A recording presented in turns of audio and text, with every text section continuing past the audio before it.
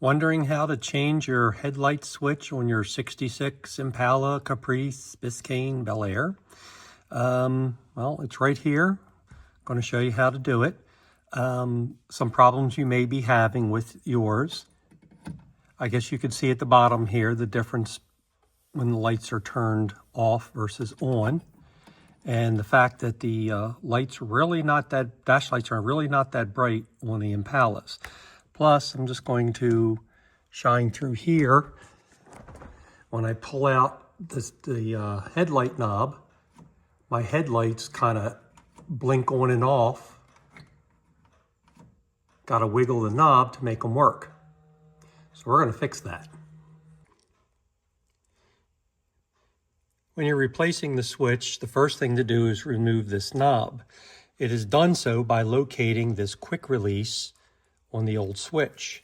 Once you find it, press down on it and then pull on that knob, and it'll release the knob and expose the retaining ring that holds it into the dash. Now, I don't know if it's going to be mounted like this or like this under the dash. I'm going to find out. In reaching underneath it here, I found that my release pin is facing the bottom of the dash. I can't remove this with one hand, so I'm going to go ahead and shut this off and remove the knob. After disconnecting the battery, I ended up having to take a screwdriver, insert it up there. Finding the pin and pushing up that way, my fingers are too fat. And this ends up pulling out. That's what the end looks like, that I guess catches inside of this headlight switch. If you notice right now, there's a slotted retainer in there. I want to put a pair of long nose pliers in here and then turn that to screw it out. I'll continue this when I can get it loose and just use one hand to loosen it up. Now that it's loose, you just twist it out. Once this retainer is loose, this whole assembly just comes off.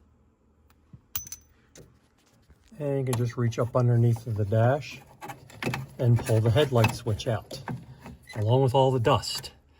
This is how mine was situated in the car. The pin was downward, and if you notice, there's a pin right here that lines up with this slot right here. So we're going to put this right back in.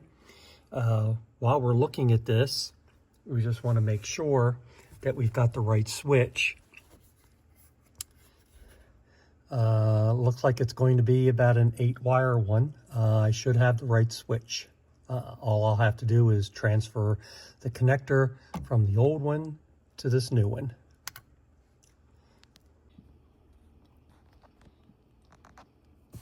Just another side by side.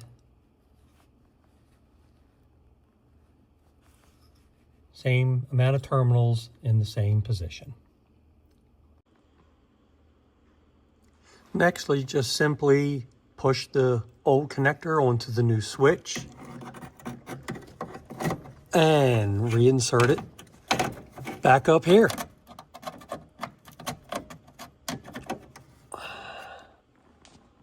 Oh, sorry about that. And reinsert it back up here.